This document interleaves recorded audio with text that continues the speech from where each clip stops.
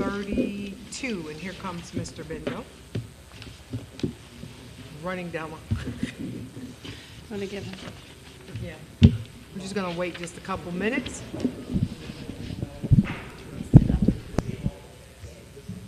Who? Waiting. So I've called the meeting to order.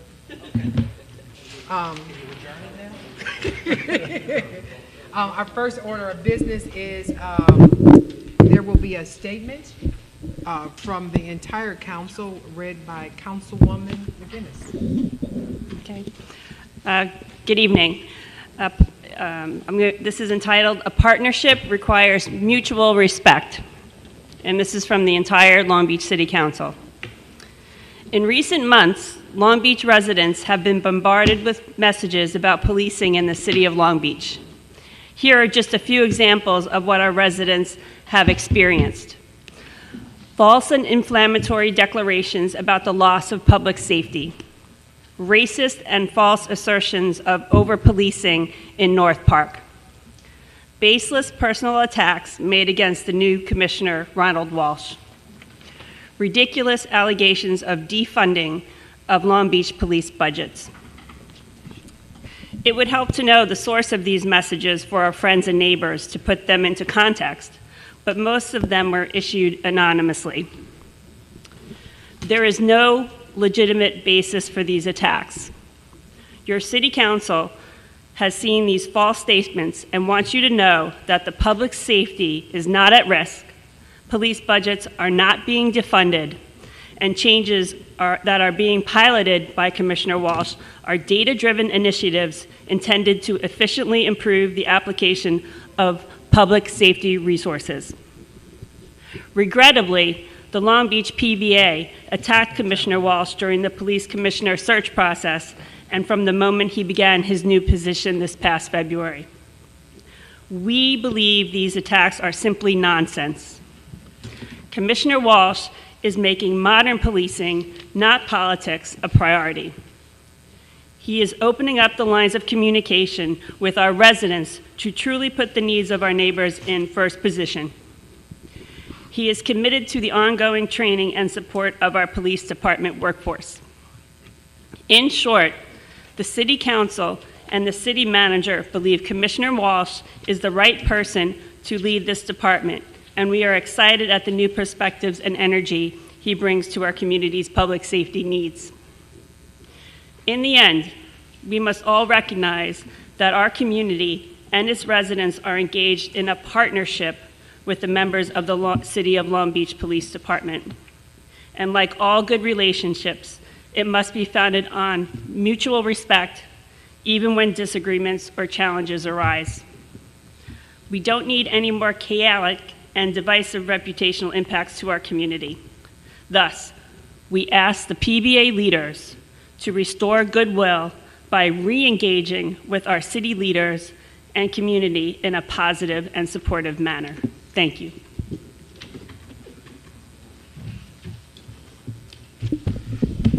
Okay. Thank you, Karen. All right. I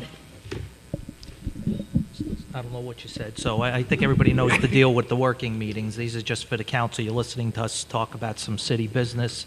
There's no public comment. It's just us doing our thing. Well, I see we got the commissioner here. I want to just also talk about the sailboat a little bit, if we could. And I guess apparently this guy sailed this thing here, and then just after he got rescued, he just kind of walked away and left us with a mess. So So good evening. I would be remiss if I didn't say thank you for your words of confidence, and it's much appreciated. I stand before you committed to getting this job done. Thank you. Yes, so yesterday at about 2 o'clock in the afternoon, the fire department received a call for a boat in distress. By the time we had all got on scene, we had a boat that was coming down the shore very close to the jetties by Long Beach Road. The operator of the boat was not immediately on deck. He was below deck for whatever reasons. He eventually gets an anchor thrown out, and the town of Hempstead Bay constables are the first boat that shows up. He had been on the radio on Channel 16 asking for emergency help because he was in distress. They get him off the boat. They get him off the boat, they bring him to safety, they bring him down to the West End Marina in Lido. The Coast Guard shows up with the intention of actually towing the boat out to sea and then bringing it to the West End Marina. But because the boat was so close to the shoreline in the surf, none of their boats could get in. It was a very dangerous condition. They had to abandon it and leave it. During the night, I guess around 7 o'clock, between 5 and 7, the boat actually goes under the water, underneath the surface of the water. Myself, the city manager, were out there to see this. The fire department was out there to see it. And we were all trying to monitor, figure out how to handle this. We were trying to get the County Marine Bureau to pull it out. They didn't have the resources to do it. It's not that they weren't cooperative. They weren't able to get the Coast Guard to do it because it just wasn't able to be done. So the boat goes down. The Coast Guard stays. The owner of the boat was originally a little deceptive. He said that there was no fuel, no motor, or anything on the boat. Later on in the evening, our fire chief was able to get him to admit that there was some diesel fuel on the boat. So at that point, we started monitoring the boat for spillage. We did see a sheen come up, which extended probably from Long Beach Boulevard well beyond National, but did not come onto the shore. It looked like it was riding the tide out to wherever it was going, so maybe Far Rockaway got it. I'm not sure where it came, but the Coast Guard's investigating that. So the last 24 hours has been spent working with our partners at the county and the Coast Guard and the town, trying to figure out a way to get this boat off of the shoreline and coming up with ways to pay for it. And the federal So, government. what's that? Federal government. And- Chief's Oh, yes, office. yes. So I was going to get to that. So through our partnerships with Senator Kaminsky's office, then Chuck Schumer's office, and working with the county executive's office, the county has agreed that because we have declared the emergency, it would be most expedient for us to engage with the contractor to get the boat, basically some scuba divers, some equipment down on the beach, wrap the boat in some tethers, pull it to shore. Once it gets to shore, the city, with our maintenance crew, will then take the boat further onto shore, break the boat into manageable pieces, and then take it to our recycle yard and dispose of properly. So that all should be taking place tomorrow. It was a lot of effort. I know I want to thank City Manager Gaydon for her leadership in this too. It was really an effort to see the federal government, the state government, the county government, the city government here come together to find a way so that the city could afford to get this boat on shore and then finally make it safe. So it was really a great effort. So how did he get into this trouble to begin with? I mean, any idiot who knows anything about sailing knows you don't... Yeah. So it's very unclear. He is being, the owner of the vessel right now is being deceptive. His story has changed several times. He said that at one point he wasn't really in distress. He was going to use his winch to pull himself out of the surf, which is something that you used to do in the 1800s. But, you know, it is a technique that can be done, but wasn't going to be successful in the position that his boat was. His boat was already resting on the bottom by the time it's very unclear. He came across from New Jersey. He has a North Carolina driver's license, and he's out in the Hamptons. I spoke to him personally today. He would not give me an address, but he is ultimately responsible through maritime law and New York State navigation law for the removal cost of that vessel. He also had the responsibility to mark it so that nobody would run into it. He didn't do any of that. He abandoned it. And with the city council, with the corporation council, we are looking at other remedies to bring to bear on him for his basically leaving the city in the lurch for having to deal with this, and he did not act appropriately.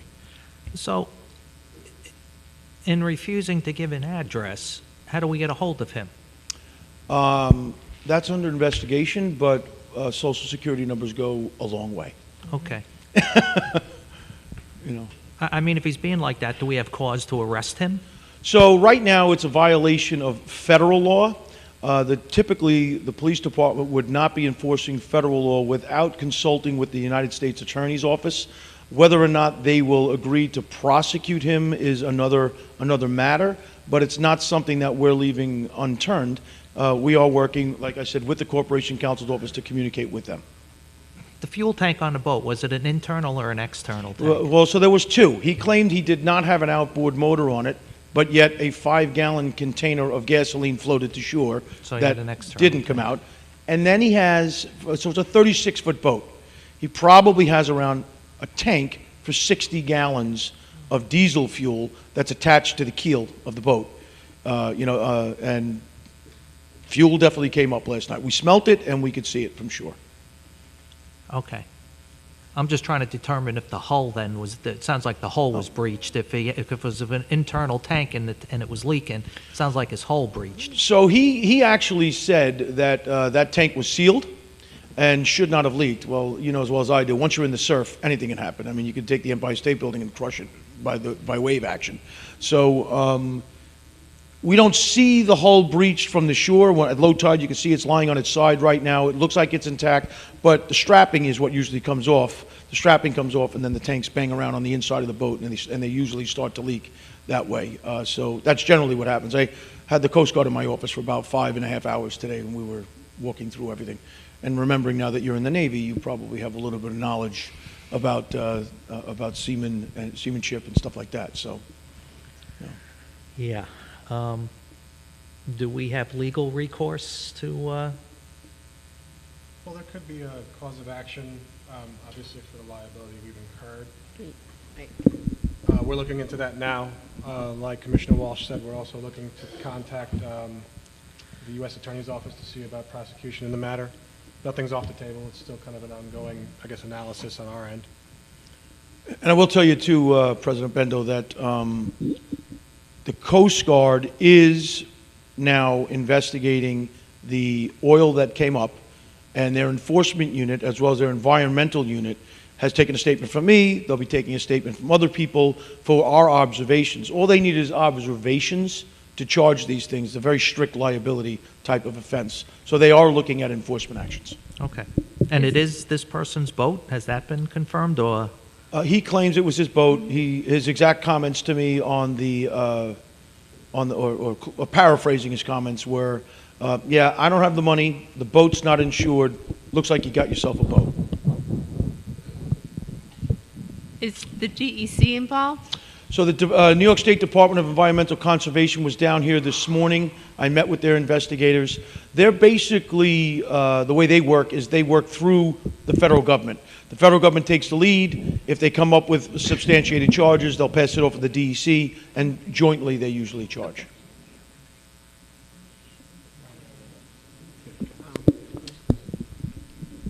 Good, John. Go ahead. Commissioner, do we know what direction he was sailing in, or where Yeah. he was sailing from? So reportedly, he left New Jersey. Okay. He claims under sail power. So he left New Jersey, and he was heading east along our shores. He's only 25 yards off the jetty. He's probably 125 yards off the beach. Did he claim that his problem was caused by anything other than mechanical failure? So it's interesting. It depends on when you speak to him. This morning, he claimed that he had no problems, he didn't want to leave his vessel, and that he has no idea why he was ordered off the boat. But the Bay Constables responded because he was on the VHF radio claiming asking for help and claiming distress. So I think he's, I don't want to speculate as to his mindset, but I will tell you that there are different stories that I've heard from him in particular, or relayed to me during the investigation that we have. We are basically just documenting at this point, so that if the city has a cause of action, which I believe they do, to recover the cost. So ultimately, we'll have paid the bill with county funds, but there's the opportunity there to recover the funds from him personally and then pay back the county if that's what the council and the city chooses to do. So as far as we know, the originator of this distress was not from a patron on the beach, it was from him calling in on his radio? I believe it came in both ways. We had 911 calls, and we also had the Bay Constables who were out there. I had a copy of their report. It says it right on their report. Now, what will the effect be of, there's a surf camp on one of those Okay. beaches? So myself and Chief Gillespie were speaking last night. We spoke at about 6 o'clock this morning. He went down and did an assessment, first for oil. There was no evidence of oil coming up on the beach. But there was substantial debris coming from the boat because it was breaking up when it was in the tide. Basically wood and the internal cabinetry was starting to come up. So we made the determination together that we were going to close from Monroe to and through Riverside, because that's where the debris field seemed to be. And we didn't want anybody going in the water, and then you can't see these things when they're in a wave, and getting hit by any debris. And from what I've been told today, there hasn't been much debris coming up since last night and this morning when we cleaned the beach. So therefore, the surf camp itself either will have to Yeah. move He moved his camp to Edwards. the next beach west. He moved over to Edwards West, yes. We thought about going the other way, but it was closer for him, and he chose to go to Edwards. So we don't think we've interrupted his operation dramatically. What our big concern is this here in the city was, and for the police, fire department, and the beach crew and lifeguards is, how do we keep it safe? How do we get it open? Right. Right? So we want to get that boat out of the water and off the beach so we can resume normal operations. Those 3 beaches, as you know, are the busiest beaches we have in the city of Long Beach.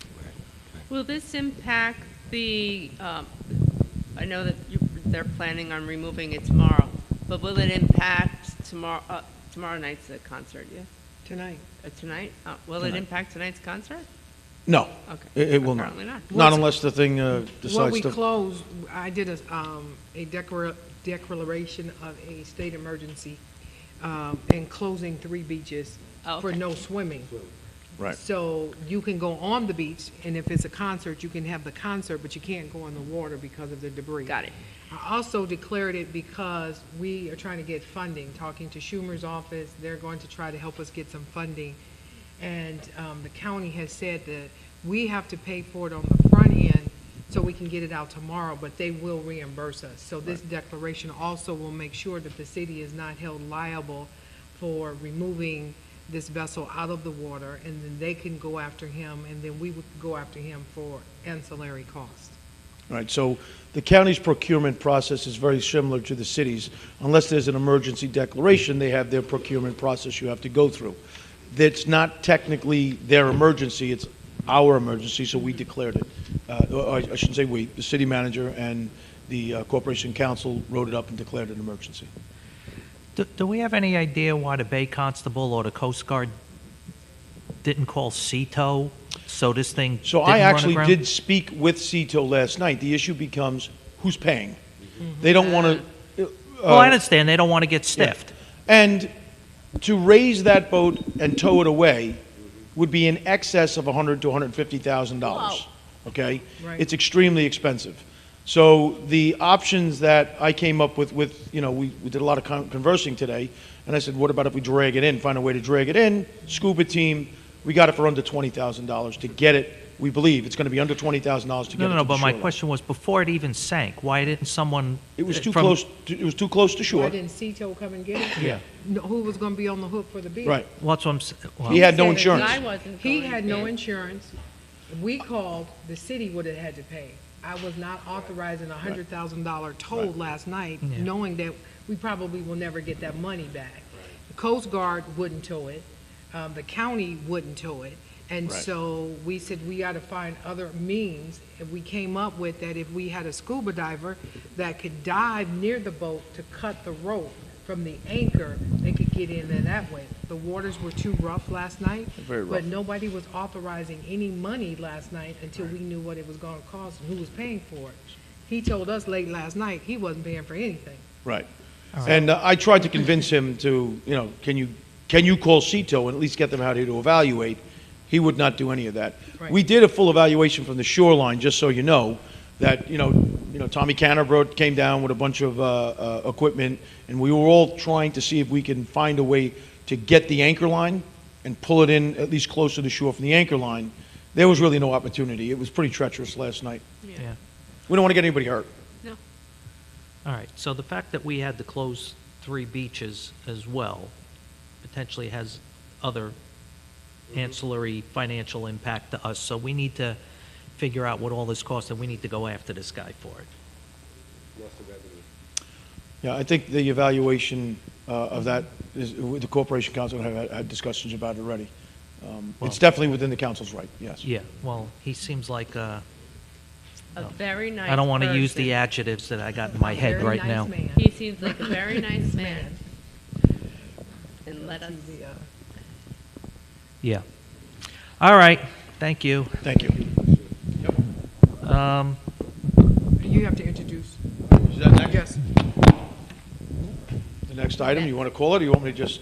Okay, I guess we're going to talk about HUD. Yes. yes. So, and the RADS program. Right. So with us here tonight is David Gallo. David's president of Georgia Green Ventures, which is it's a real estate development company that does low-income housing across New York State. And they were founded on the principles of affordable housing in all communities with the diversity of race, age, and ethnicity to make the community stronger. I became familiar with their projects when I was actually working in the 6th Precinct in Nassau County.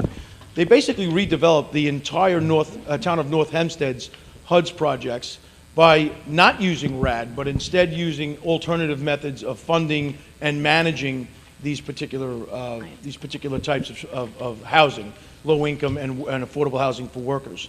So the things that we noticed in the 6th Precinct when I was there and now is that, first of all, the look, they're beautiful. They're absolutely beautiful apartments to the level of, if they were on our beach, they would rent for millions. I mean, they're absolutely beautiful. The crime rates have gone through the floor. It used to be drug and crime-infested locations that are now, I would say, places I would have no problem living in if they would take me, you know. But I don't want to get too deep into Mr. Gallo's bio, but you should know that he graduated from the Harvard University Graduate School of Design. He's lauded for his accomplishments in this field, and he's developed over 1,000 units for low-income housing on Long Island. Commissioner, could I just one question before? Sure. Could you just describe the geographic area of the 6th Precinct? Yeah, sure. So it goes from basically the city line to beyond Locust Valley, right, along the whole coast, and then it would go from the north of the Sound right up to Hempstead Turnpike. It's a huge portion of the county. Actually, they would probably draw the line at Glen Cove Road is where they would draw the line. Okay. So it's a large portion. Great Neck, Manhasset, Flower Hill are some of the communities that were there, and I can let Mr. Gallo explain the exact locations of where it was. Okay. You know, for the development. Thank you. Dave? Thank you. Good evening, and thank you for having me. It's great to see everybody. And can you see the screen? We have the, Okay, you have the presentation right there. Okay, so just again, general background. How do I change the slides? Oh, okay. Let's go to the next one. So, all right. Yeah, next slide. Okay. So while we're getting to the next slide, just very quickly, I mean, that was a good introduction, right? So Georgia Green Ventures, thank you, does focus on affordable workforce and supportive housing in Nassau, Suffolk, Westchester, and Brooklyn. So we're based here. I grew up actually in Port Washington, and the site that he mentioned was actually the reason that spurred me to want to continue my career and actually start a company in affordable housing. It was at the Spinney Hill Homes development, 102 units on 7 acres, really dilapidated project that was owned by the North Hempstead Housing Authority. And I ran into someone that I went to high school there with. And I had been building affordable housing with another company and had met him and, realized that I was sitting, in classrooms with him. And having a much different upbringing and lifestyle and what he was seeing and some of the drugs and some of the, the deterioration of the units, not having heat, hot water, things like that. And that moment really became the genesis of why I wanted to continue developing affordable housing. Why don't we hit the next slide? So, And real quick for the folks yeah. watching at home, the slide deck is up on the website under the under longbeachny.gov/council meetings. It's on the agenda page and on the work session page. So as a company, we focus on, as I mentioned, affordable housing. We develop it, we build it, and we manage it. Next slide. I'm going to keep it moving until you guys tell me to stop. Again, this is a very similar slide. This was worth mentioning here, the first ever affordable housing built in the town of Southampton. So that looks like Steve Ballone, Jay Schneiderman. The town had a big need for affordable housing, never was able to really get together to get that in place. And it was Georgica, in conjunction with the town of Southampton Housing Authority, that brought 2 projects to fruition. They were their first. We have some pictures of it later, but this was the groundbreaking. Next slide. Here's basically a map of close to the 800 million, 1,400 units. A lot of this is done, so you'll see HUD on there quite a few times.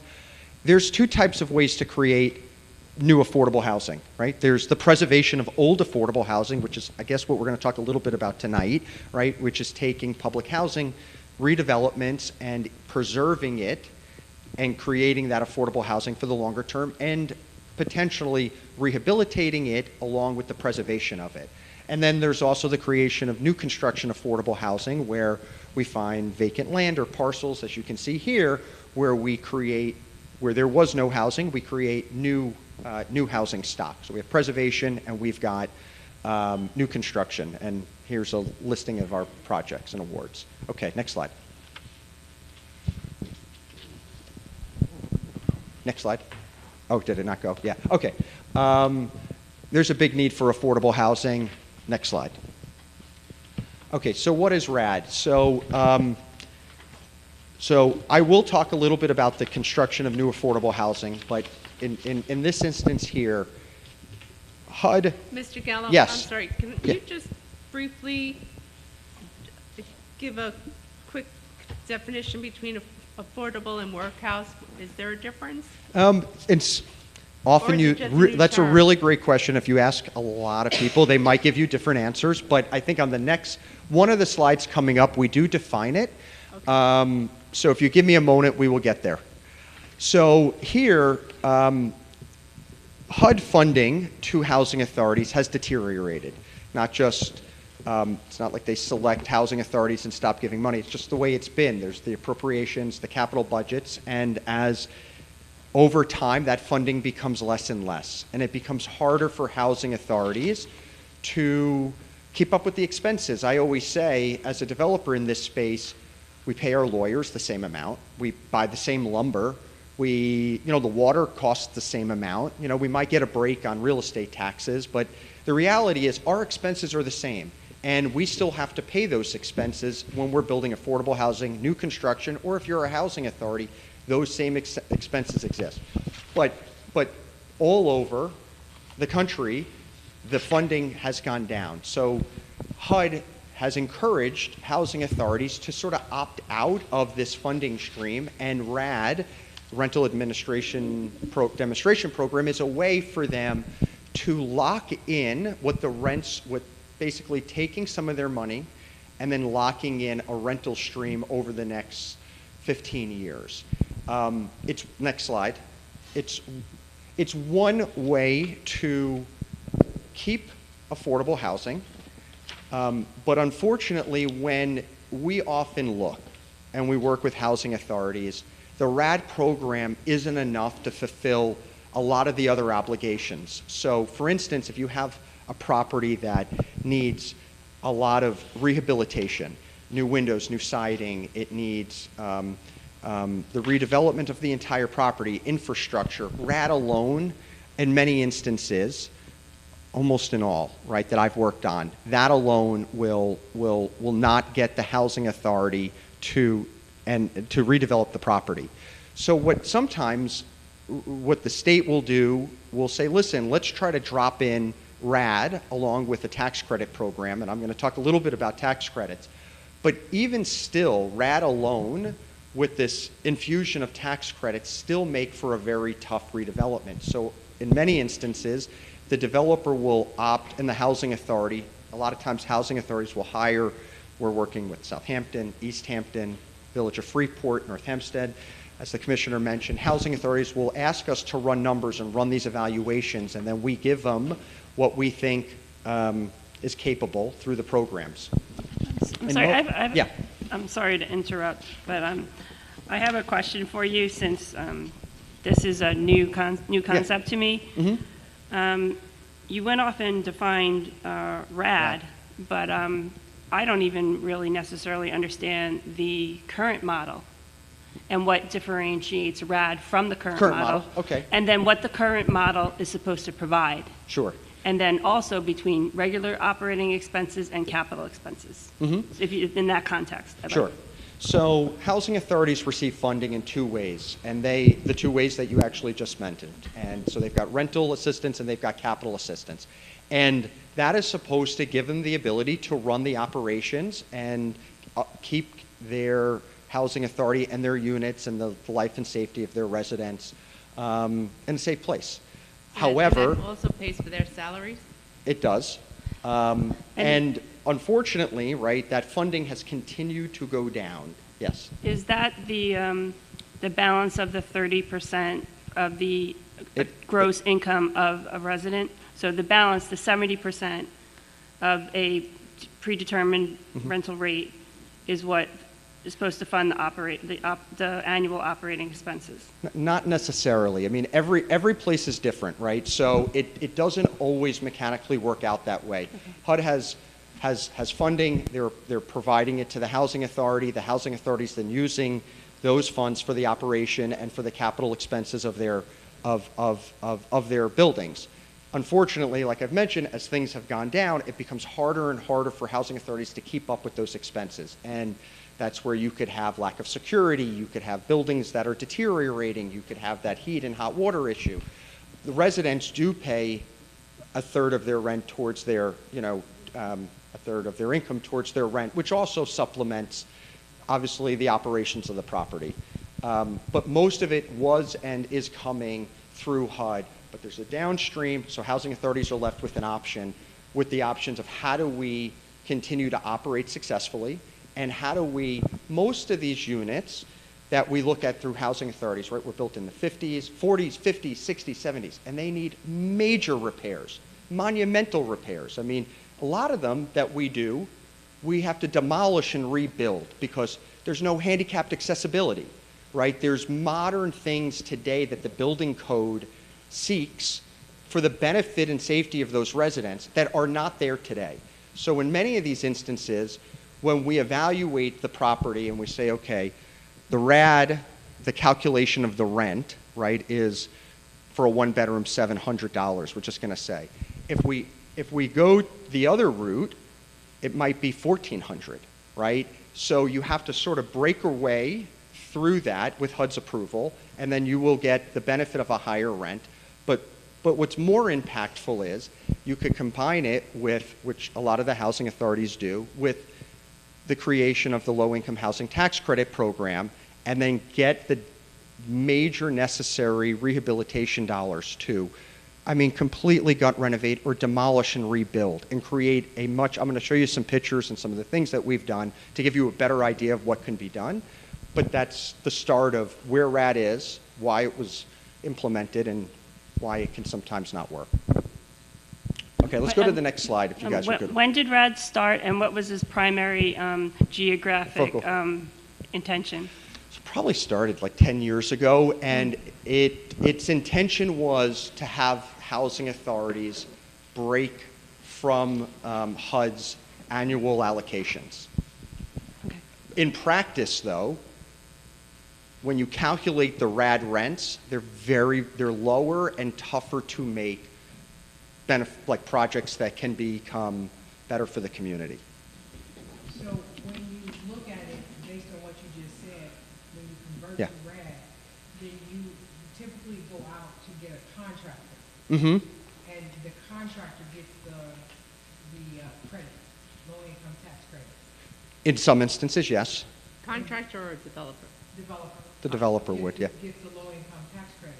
So when you convert to RAD, you gotta go get a developer. You, Okay. most do.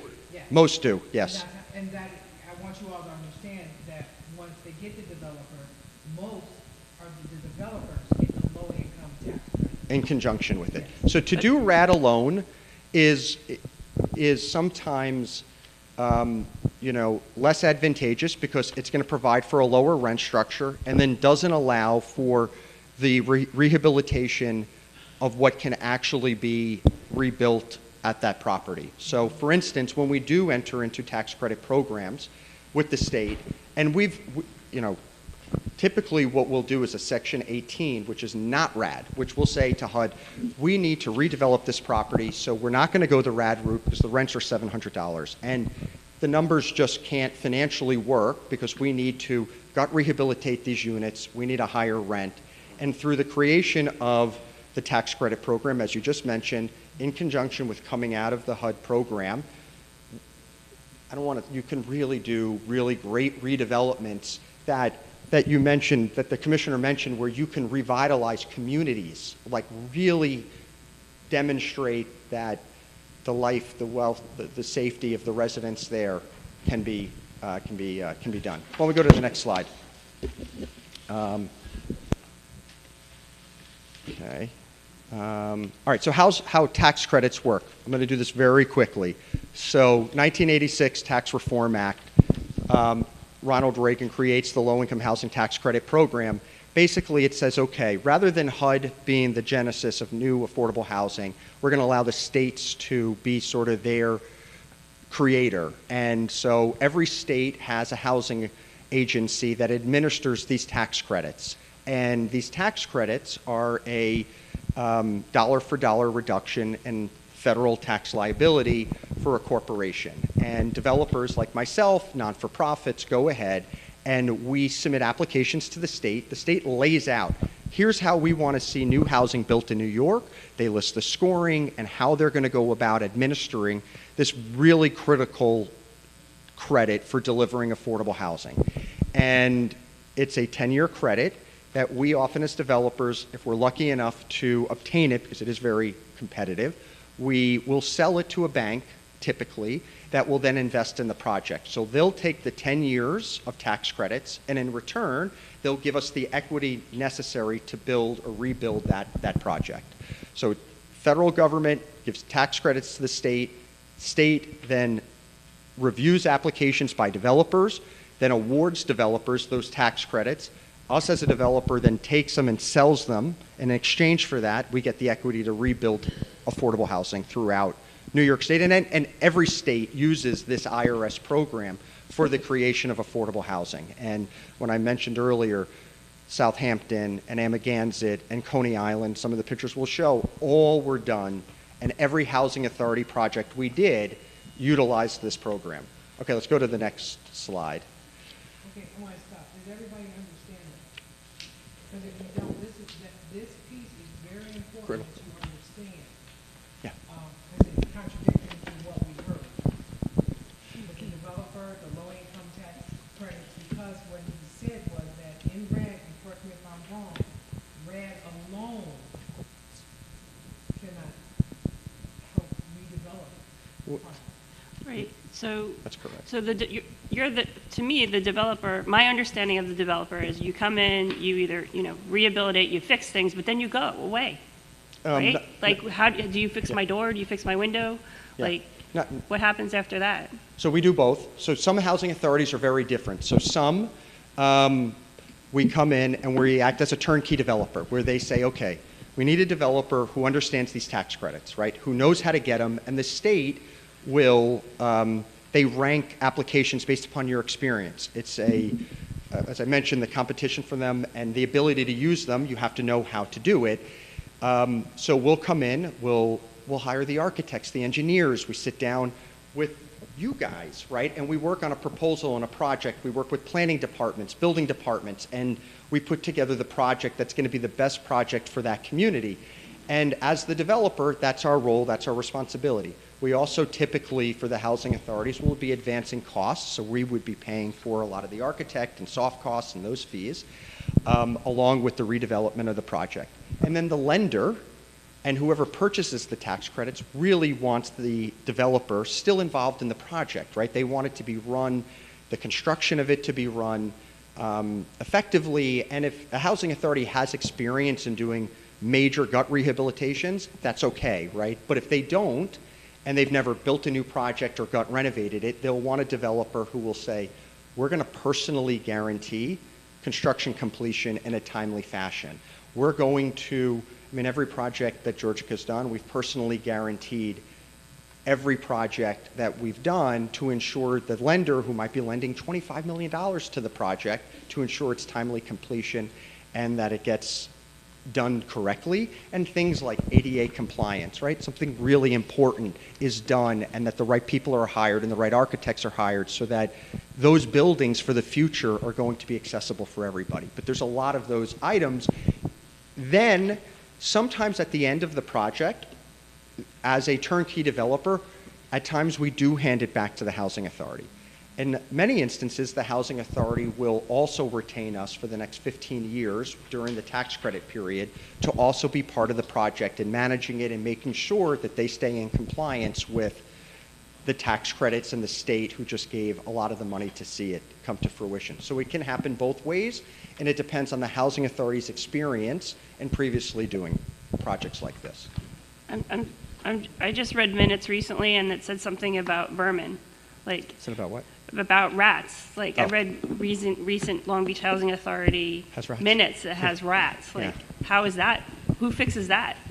If we were part of the development team, we would. I mean, we have, on our team, I would make sure that our property management was there, that we were hiring the right exterminator, that we were following up, that we would be doing it correctly. Like, we really typically come in and alleviate a lot or try to take off as much as the housing authority's plate as possible to, yeah. I think you said the key word there that I was missing Okay. is who is in charge, accountable for property management in a scenario where like your business is involved.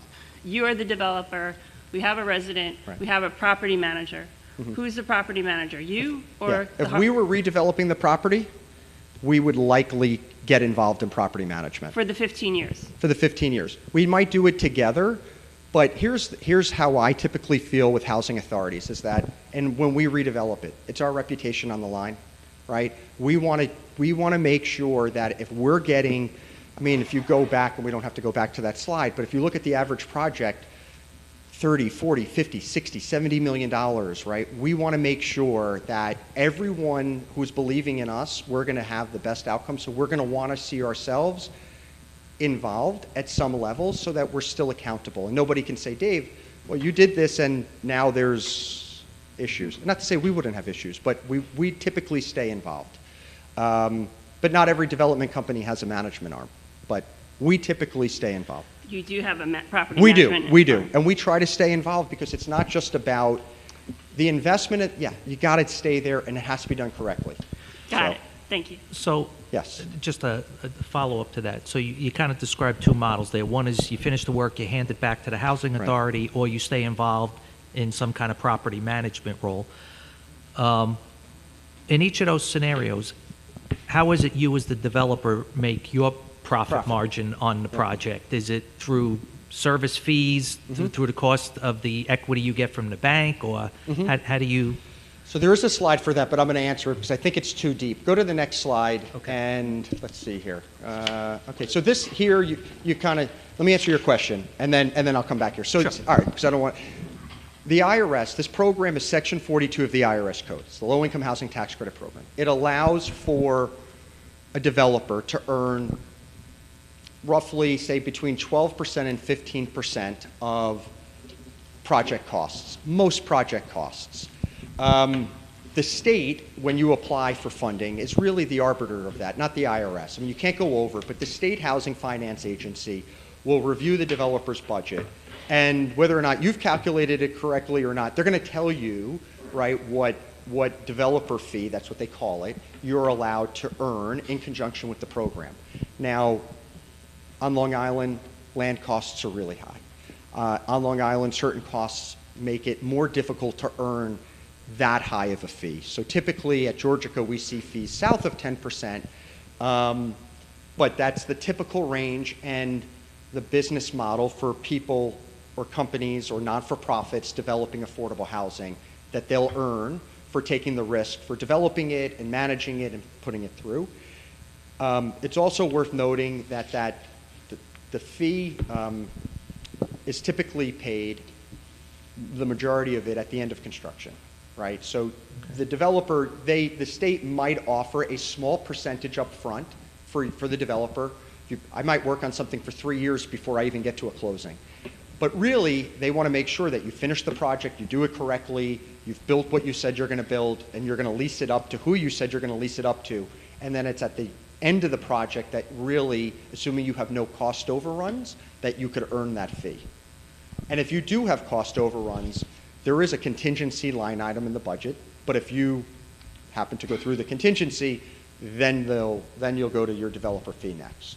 So is the fee fixed in the whatever contract agreement there is, or is it more of a cost-plus type arrangement? No, it is fixed. It is so fixed. It's fixed, and this is worth mentioning about housing authorities. So when we work with housing authorities, they take a big portion of this fee with Georgica. So a lot of the housing authorities that we've worked with in and around the area, through to the redevelopment with these tax credit programs, have been really able to not only redevelop their apartments, right, to bring them up to code, to do a lot of the things that they want to do, change the fabric of their community by redeveloping something. But when a housing authority hires a company like Georgica, they'll typically say, we want a third of the fee. So we, as the developer, will typically share a portion of our developer fee, but they're working at it too. So I don't want to minimize the fact that they might not be here with the planning department or doing something. And quite frankly, they own the land, right? So there is a big benefit to being the landowner. So they will earn, I mean, you can start to do the math, right?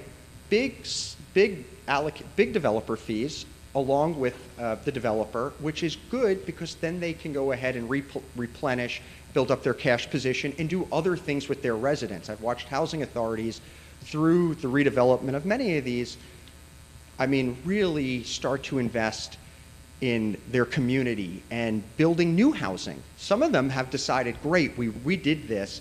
We've now collected, developer fees on 3 projects.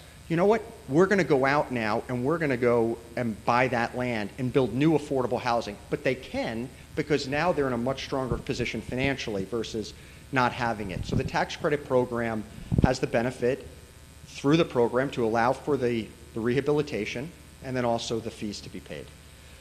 All right, let's hit the next slide. Okay, you guys, okay, so yeah, right now I'm on tax credits versus deductions. I don't think it's worth sticking here. We'll keep going. The process is like any other process. We work with, I'm on, it doesn't have a slide number. We should put that next on here. But so our process is very similar. We work with architects, engineers, land use councils to get affordable housing done. Next slide. These are all the people involved. Next slide. All right, so this is the numbers. It might be worth... Sorry, can I just ask one sure. quick question? The equity you get from the bank, let's say. Yes. Is that like come in the form of a construction loan, or is it more of a mortgage? So you were right the first time. It's equity. So it's not a loan at all. It's actually equity. So what happens is the investor in this case might also be the construction lender. So in many instances, our last project in the city of Glen Cove, we closed Memorial Day weekend to build 55 new units of workforce housing. In that case, TD Bank was the lender and TD Bank was the investor. So they did provide us a construction loan, and they also purchased these tax credits, and it's equity into the project, just as if, actually, this is actually a really good slide. Are you on the numbers slide? Yes. Okay, great. Okay, so conventional real estate, like if you were even just buying your house, right? You'd have a mortgage for 65%, equity for 35%. So far, so good on the top side? Okay. When we do tax credit redevelopments, the one thing you'll see below is that there's a lot of sources, which is typical that it's a lot more complicated than just sometimes even a real estate developer that I might know that's building an apartment building and they have two sources. They've got their debt, they have their equity, they move on.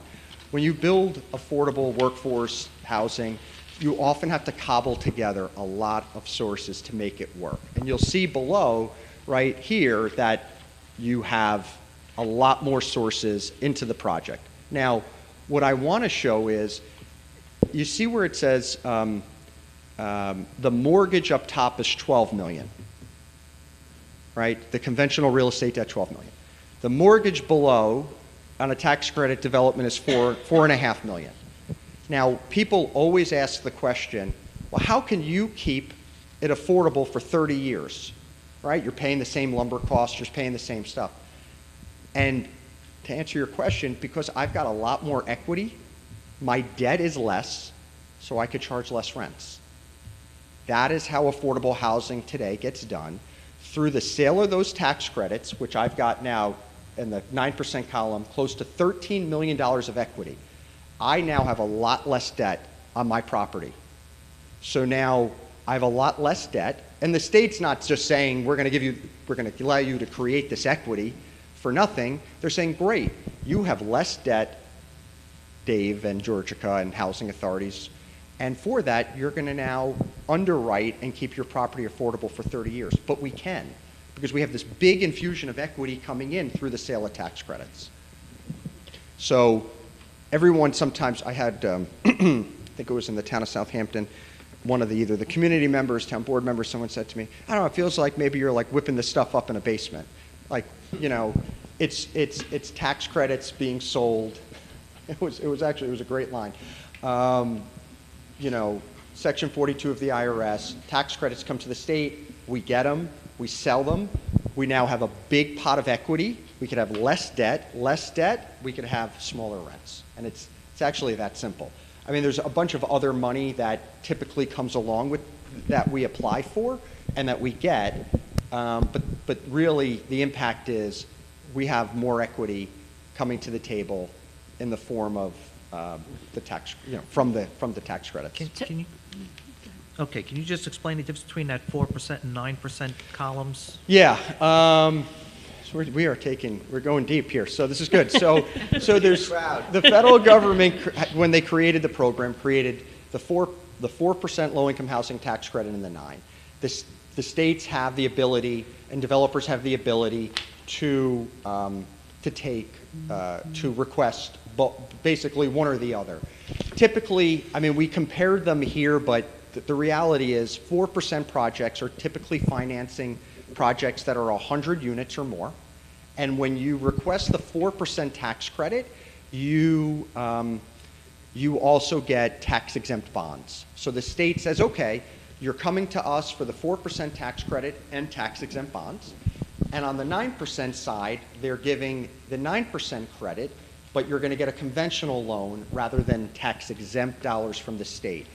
What I'll say is the 4% side you can see, creates less equity, right, than the 9%. The 9% is more of a competitive source from the state. So, there's 2 application rounds in here in New York, and it's very deliberate as to how those credits are going to be delivered versus the 4%, which is more of a rolling round.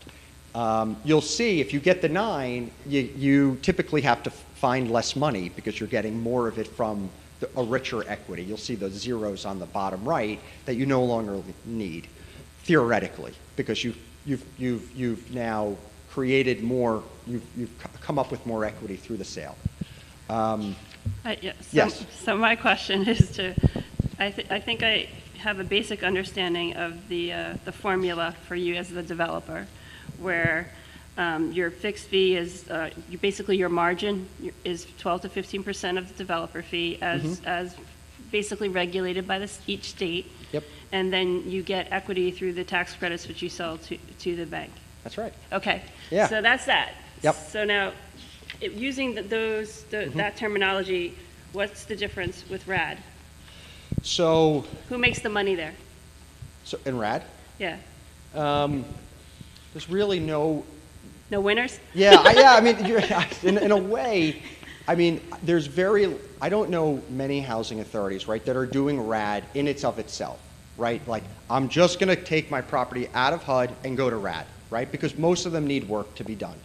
And when you look at RAD and you look at what the future rents are, they typically don't cover the operating expenses that are necessary for the operation of the buildings. So what'll happen is, even when up in up in Greenberg and Westchester, we started working with the Housing Authority. Housing Authority said, we have these federal public housing projects we'd like to rehabilitate.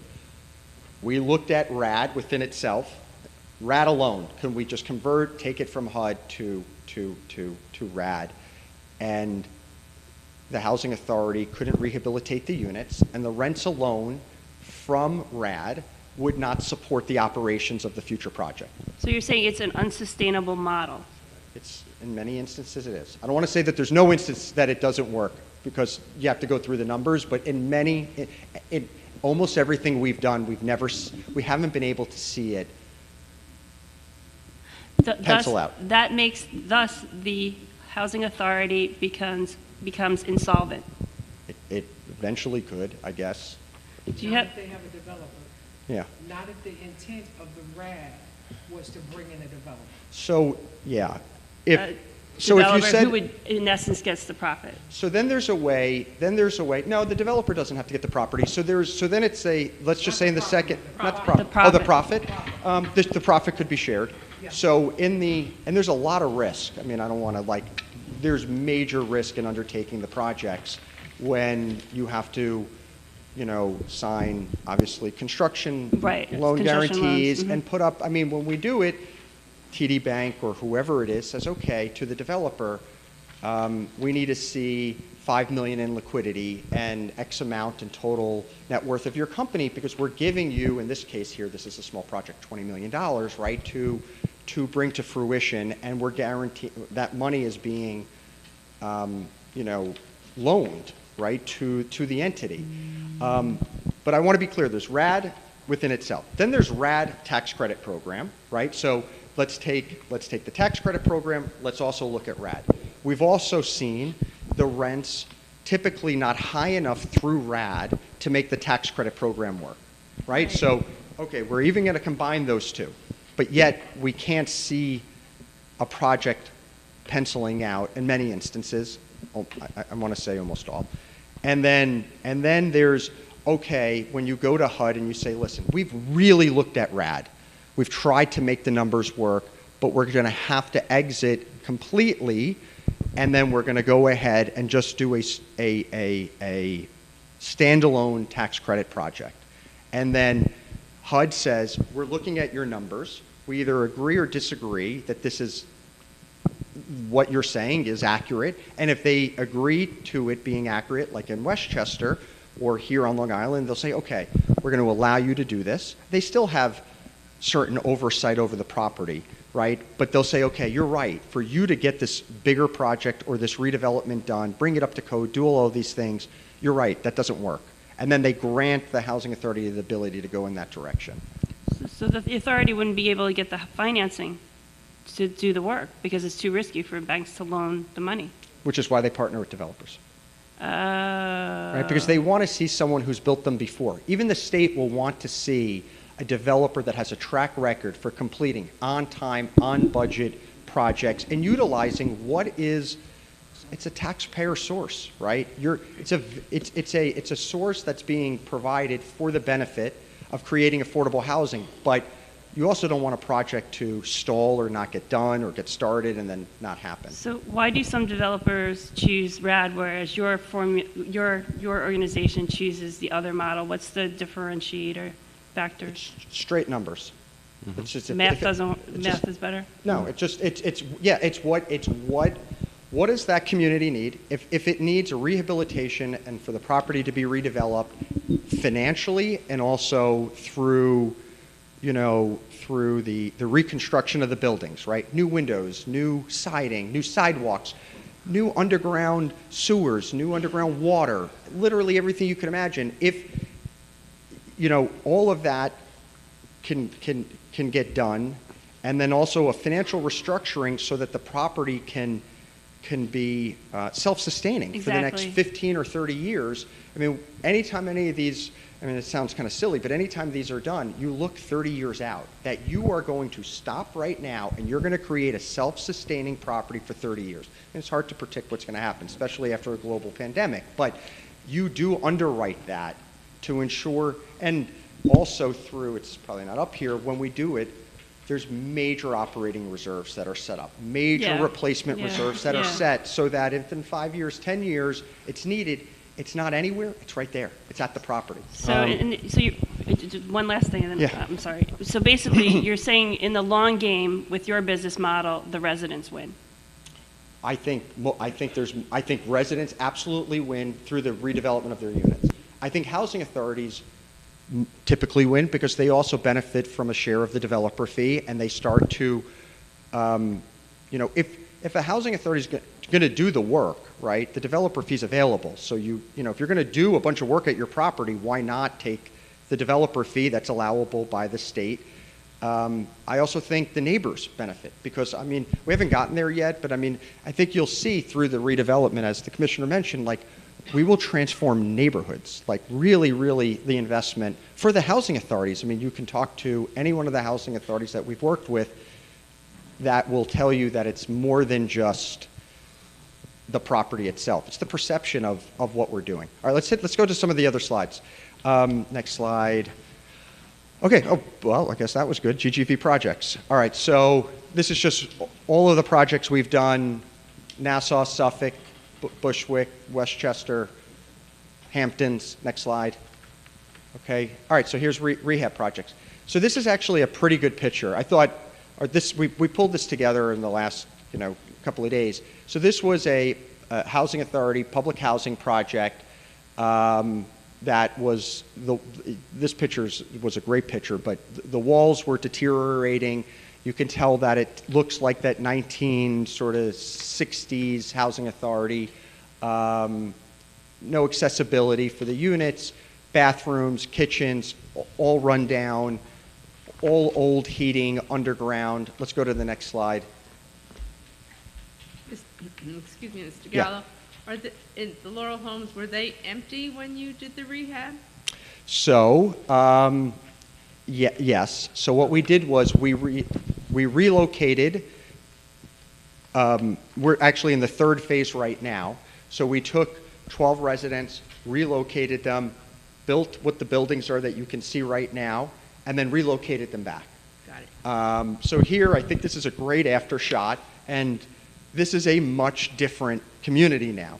The North Hempstead Housing Authority owns this project, right? Georgica is a turnkey developer. We were hired to work with architects, engineers, access the state money, bring the state money to North Hempstead, and this is, if you were to walk the kitchens and the bathrooms and get a feel, we're changing, as you mentioned, the lives of the residents, but also this is a different feel for the neighborhood, right? Nobody's going to feel like coming home here is something that they're not proud of. The children that are living here feel proud about the community that they live in. Let's go to the next slide. This is okay, so here's one. Next slide. This was out in Southampton. Here's what we were able to redevelop. This was right on the Spionk train line. Working with the Southampton Housing Authority, we were able to take the rehabilitation, create new construction, affordable housing. There's some retail on the bottom.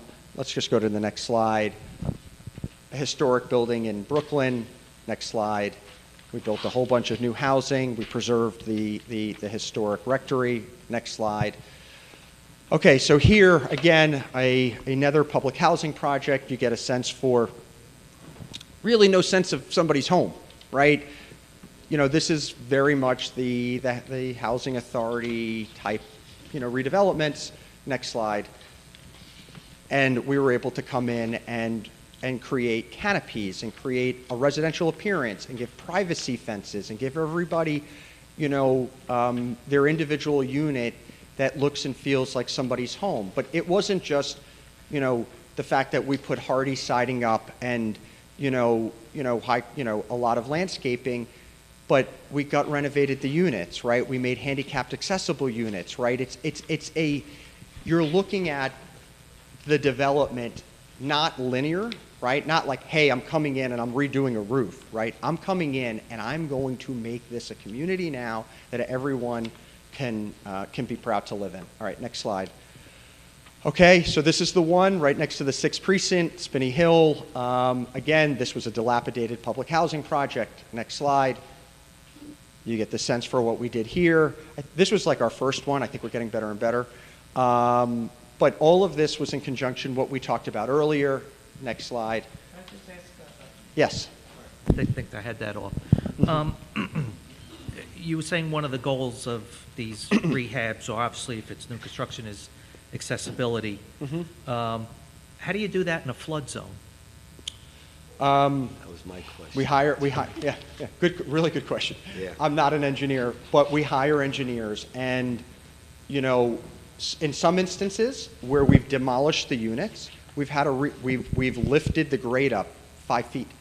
So after Superstorm Sandy, we worked, so all levels of government came together. We got in the village of Freeport, $14.5 million of Governor's Office of Storm Recovery, and combined with $20 million in tax credits, and combined with this, we actually raised the entire site 5 feet. So we took it right out of the floodplain. So that was the way for us to, make sure that that was a $66 million total investment, but we were doing it in a way that was going to be,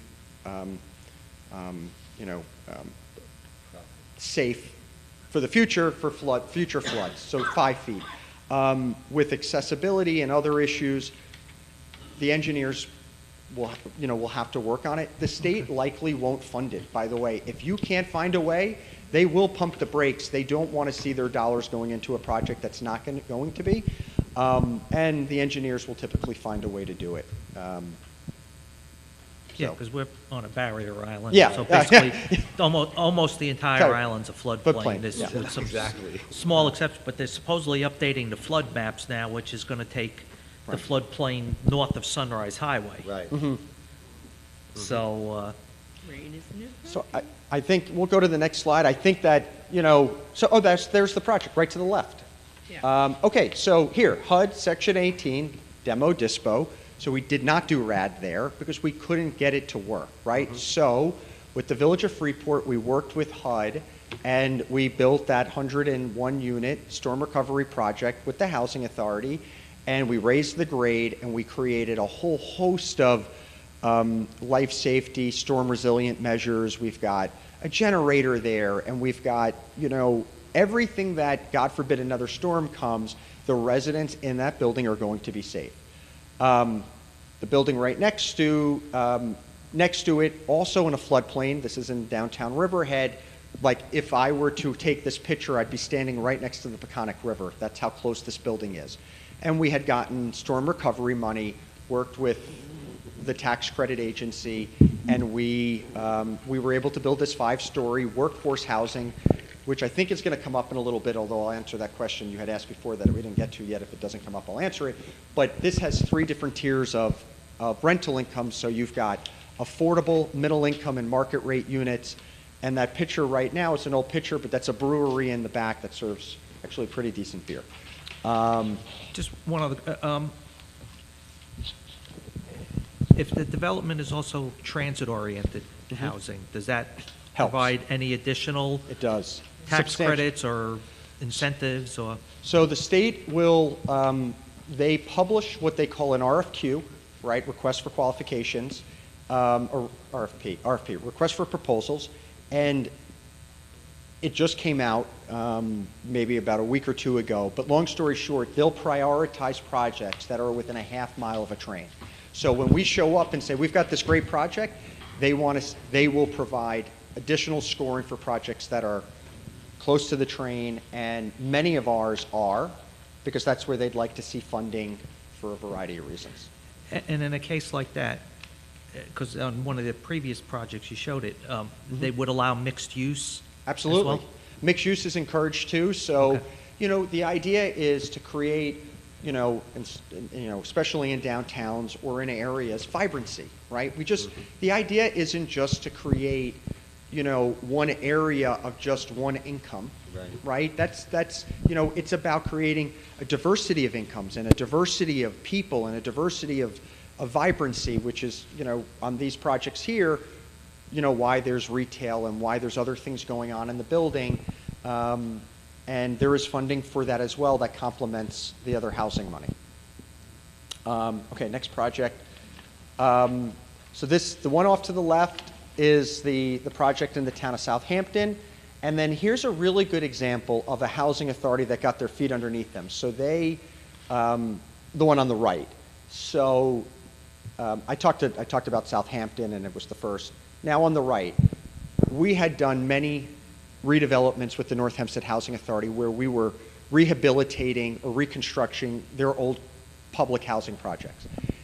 They then decided to take on a project where they were going to build it on their own with still us as partners, but on not housing authority, public housing HUD land, where they said, okay, to the town, we've now done this a number of times. We know how these tax credit work.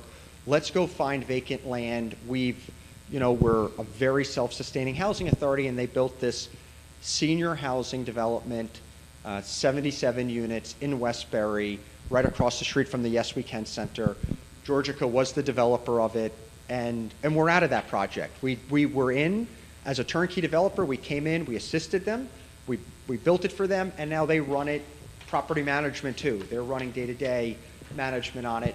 I may hear, there's a leaky faucet or something, but they really do take care of it. But they'll try to blame it on us. But anyway, it's a great project. And any one of these projects anyone wants to visit, obviously let us know, and we'll meet you there and tour the properties. Okay, next slide. Okay, so in Coney Island, this is in the city of New Rochelle, right across the street from the city of New Rochelle train station. RXR is the master developer. They selected Georgica Green to say, okay, we have an affordability component where you guys take on that responsibility. So we purchased the land from them, worked with the city of New Rochelle. It's a 20-story building, 219 units. 77 of the units, or about that, will go to domestic violence survivors, and the rest of it is a mix of affordable housing. So we've got some affordable, some middle-income housing throughout this development. And then the city decided they wanted to create an incubation center. So there'll be workforce programs and job training off on that little right-hand corner, which will act as its own little condo that the city is going to go ahead and lease out to a non-for-profit. The building on the right is Garvey's Point, the city of Glen Cove. I mentioned we closed earlier. Again, another transit-oriented development project that we're building. We're under construction right now, although you wouldn't know it with the rain that we've been having. God bless you. All right, next slide. East Hampton, transit-oriented development. You can see the theme here. You were right on it, right? It's not by accident that we're building by trains. The town of East Hampton had hired Georgica Green. They actually had started to pursue the tax credits on their own, and then sort of realized that it's complicated. We should probably work with a developer. So after 2 years, they finally started to put the word out, and then we were working with them, and we built, it's a rendering, but this project is built. It's 37 apartments right on 27. If you're cruising out to Montauk, you almost couldn't miss it, because as you leave Amagansett, it's right on the left-hand side. Okay, next slide. Oh, thank you. All right, so we're good. I think we covered, affordable housing, how it gets done. Yes? Just the definition. Oh, definition. Okay. So typically affordable is seen as 60% and below of the AMI, of the area median income, and others will equate 80% AMI as workforce housing. That's like if you were to Google it, you'd probably see that come up. I don't really agree with that, with that, although that's probably the textbook definition. Most of our developments have both, right? Almost everything you saw there has 50, 60, 80% AMIs, because we like to create a mix of incomes throughout the property, so you have a mix of incomes throughout the property. So that's more or less how we do it. In your, Who knew when we took the elevator up together? I know, exactly. In your wisdom, what are some key components of a good housing authority? I think leadership obviously is important, right? I've worked with lots of housing authorities, and I've seen housing authorities that are learning, right, the way to redevelop their housing, right? And you'll see housing authorities, executive directors at conferences. We don't go to them anymore, but hopefully we will soon, right? But understanding the funding and dollars that are available, because it is complicated. It's not straightforward. It is difficult. And there's no doubt where initially housing authorities can have their sort of radar up, like, wait a minute, do we really want to go here? And the only thing I can suggest is for other housing authorities to talk to other housing authorities that have done it, been through it, are 5 years into a program, 7 years, and they're going, yeah, that wasn't the worst thing in the world. Like, it worked out well, right? So I think leadership is important, and learning what's available, because the funding changes fairly often, right? The tax credit program hasn't changed since '86, but there's other funding that comes in and out. The city of Long Beach is in a difficult development area, which creates a 30% boost for tax credits. So it is really not every there's selectively through Long Island, but that makes for a much easier project to fund with tax credits. And it's a very beneficial enhancement to doing a tax credit, right? So knowing that would be important for the housing authority to say, wait a minute, we may want to do this tax credit deal, we may not, but if we did it, boy, we're going to get 30% more tax credits as of right. So that number on the page, that was whatever that tax credit equity was, multiply it by 30, and it's an as of right source. How do you measure the effectiveness of a housing authority? I would say the quality of life for the residents. I think a housing authority is there to provide for their community and their residents, right? So whether it's East Hampton or Southampton or here, right? Is the quality of life, is there safety, is there dignity, is there those things that they're creating? Because that's what they're there to do, right? Mm-hmm. That's their role, their mission is to create that environment. So you've obviously given us a good presentation on the pluses of this program. A simple Google search reveals some of the perceived horrors of the RAD program as well. Could you, from your perspective, also talk about some of the downside or how things can go off the rails? Of a tax credit project? No. Or I think we're talking more RAD. I think RAD is, there's some really, I could recommend some, there's a woman who works for Nixon Peabody. She's fully immersed in HUD, RAD, and tax credit, right? The whole scenario. Her name is Deborah Van Amerongden. She used to be the commissioner of HCR, which administers tax credit programs. Anytime we have a RAD scenario, we call her. What I would suggest, or what I would say is, besides talking to me, you talk to other people, we haven't seen in a lot of these instances how we can get a financially stable model just through RAD, right? Income and expenses income is not high enough to operate successfully and to make sure that there's 10 years down the road, 5 years down the road, there's enough operating subsidy enough operating income to make for a property that could be self-sustaining. That's where we see the drawbacks. And then when we look at it to redevelop the property, we also see it would actually be easier. If we said, as a developer, okay, we're going to do RAD and we're going to do tax credits, that would be the easier scenario, right? But we can't get to a place where we can rebuild the property and have it become the vision that the housing authority or the city or the town wants, right? We can't get it. We can't do all of the work that needs to get done. And it's a shame because when you do these, you kind of going to do them and then you're going to sit them there for the next 15 years, right? So you got to do it, and you got to do it right. And somebody's got to have a plan and say, listen, that sewer, right, might be fine now, but in 5 years it's not. If you do the full redevelopment now, you're going to do the sewers, you're going to do the infrastructure, you're going to do all of it at once. Garvey's Point, Yes. is that completed? We broke ground right after Memorial Day weekend. If you came, you'd look at 2 big holes in the ground. For our project, the workforce The housing. section that you're involved in? Yeah, the one that RXR has built the apartments Right. and the condos and done a lot of the infrastructure work, but we are building the workforce housing component. Okay. Nothing In Long else. Beach, the Yes. existing housing stock, Mhm. are these the locations that you're thinking about?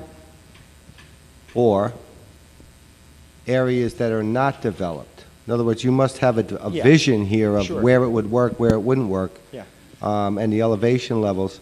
And lastly, does your models take into consideration the cost of building new Mhm. in a, like President Bendo said, in a flood zone that may change Yeah. construction requirements? Yeah, and they would. So I'm going to start, I guess, with that and work backwards. So answer is yes. When we do develop in a floodplain or an area like this, there's no doubt there's more costs.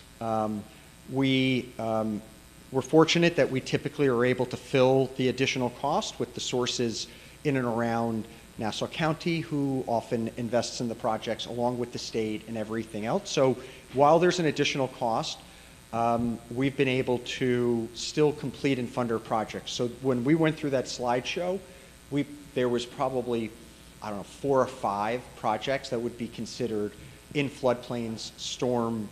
I know your Moxie Rigby was in the Freeport area. Yep. You list Coney storm Island. recovery project, so I imagine there was GOSER funds available. For all of those, Which, yeah.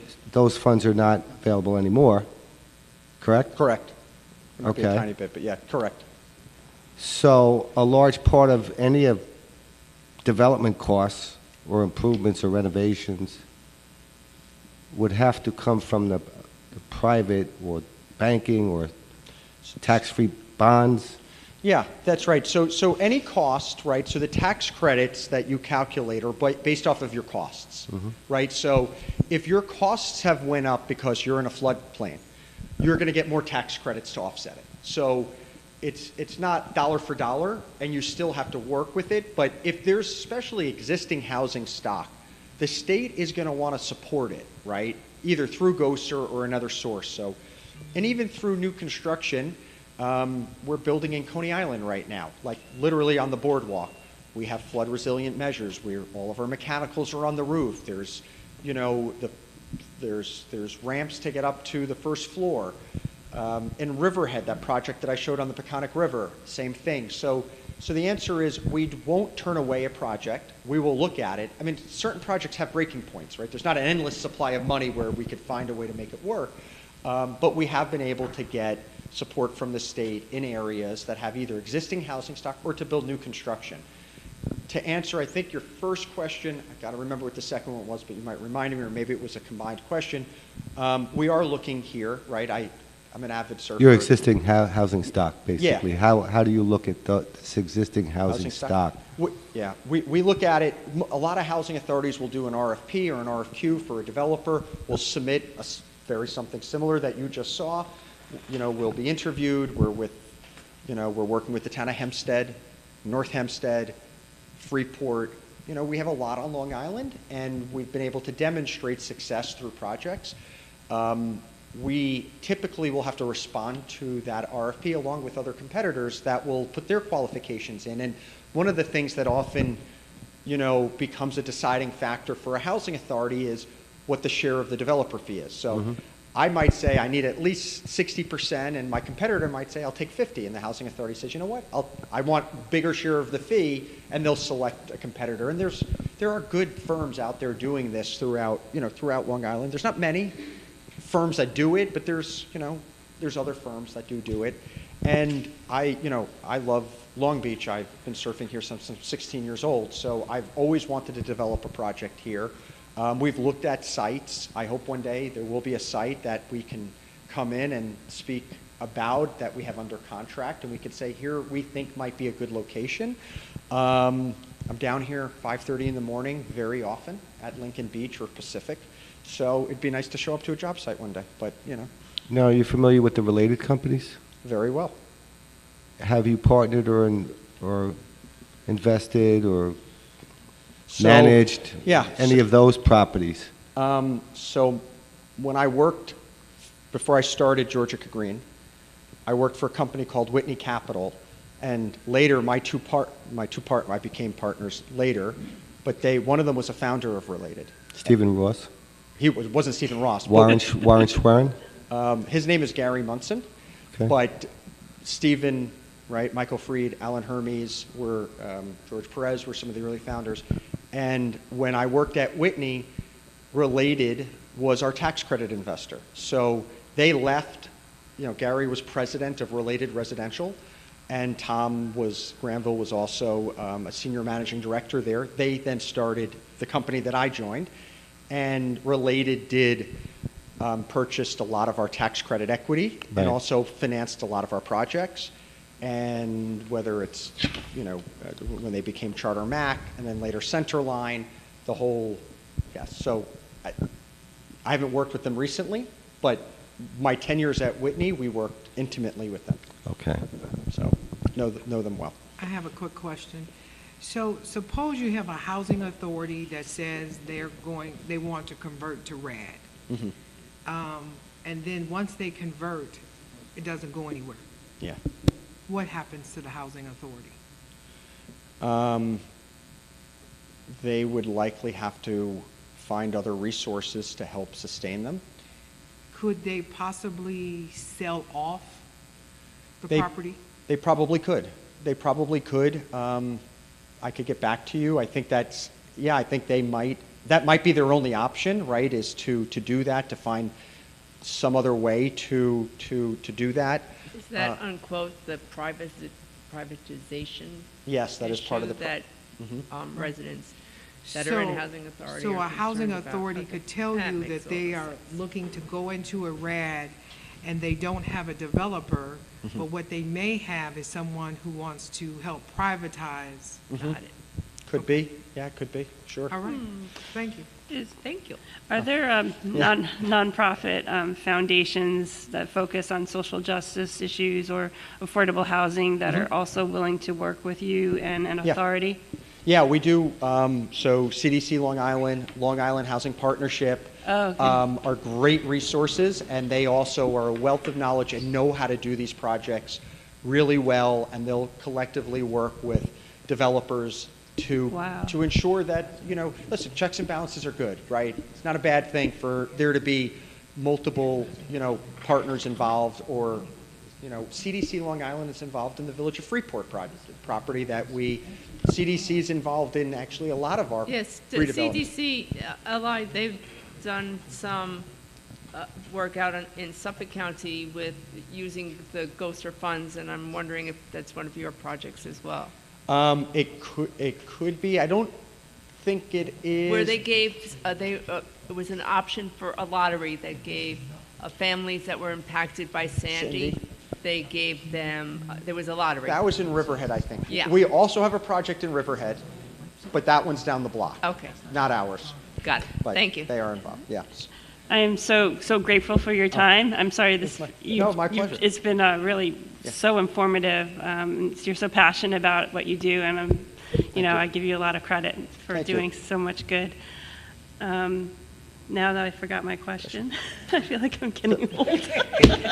Feel free. I remembered. Yeah. Is there like social science journals that do case studies on Mm-hmm. authorities or professional organizations that you could help Point us you to? do read some primers on it? I think what I can do is, I think I could send a follow-up email, right, that can list some things that I think are good reads, Yeah. and also other people that you can speak to that might offer same or differentiating, ideas or suggestions about the creation and preservation of affordable housing, and I'll attach everything that we can. Was it Deborah Vanderhayden? Van Amarangden. Oh, okay, okay. She's with Nixon.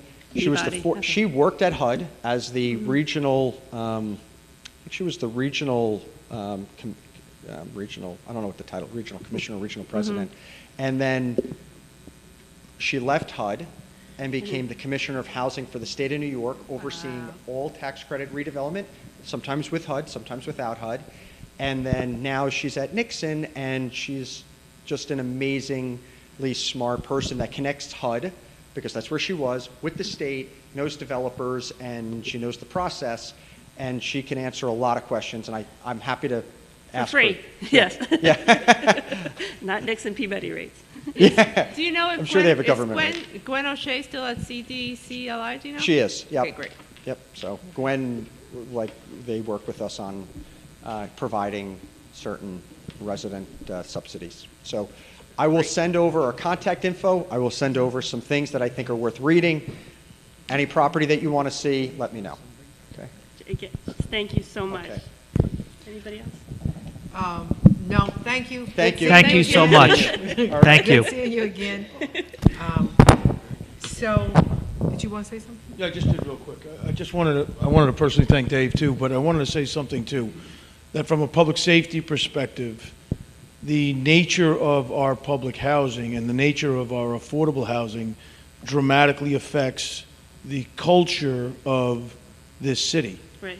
And one of the main things that Ms. Gaden and I were talking about when I brought up the idea of this type of development is giving the people who live in these particular houses a better quality of life, right? And I think when you do, I know when you do that because I've seen it, I saw it in the 6th precinct, when you change their quality, the quality of life of the people who live in these affordable housing structures, it uplifts the entire area. So, thank you, and Yeah. I'm sorry for It's the interrupting. broken window syndrome. 100%. Only that became a bad word when New York City took it to the wrong level. Yeah. So.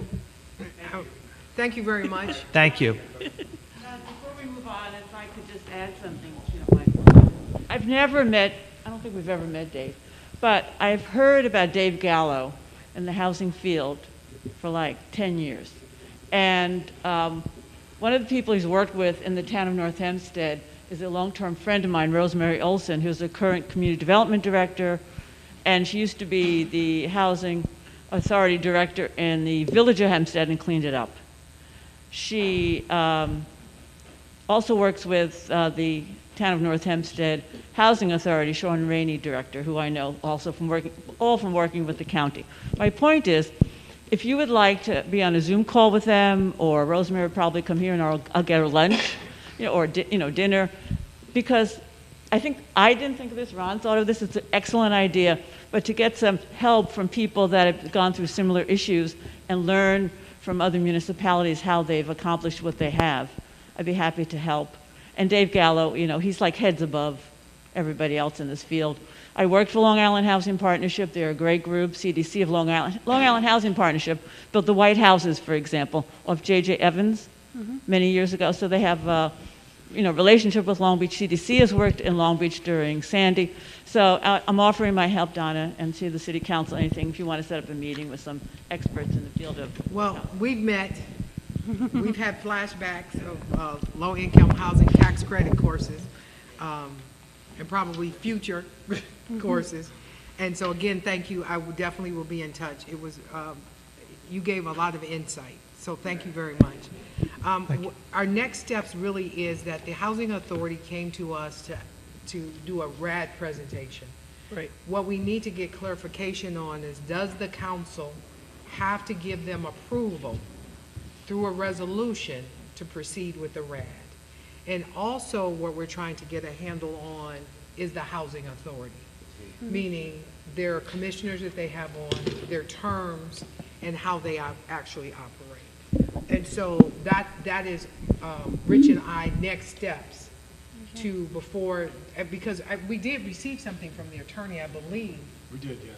that he wants approval for, but that's why we had this. So I think that we can reach out to the other lady that he spoke about to talk about RAD, because what was talked about at the presentation at the council It's not that. is not what you just heard today. That's right. And so I want to make sure that before this council makes a decision on whether to approve the RAD or not to approve the RAD, you're equipped with the proper knowledge. I think that you had asked a question. Mike, is your mic on?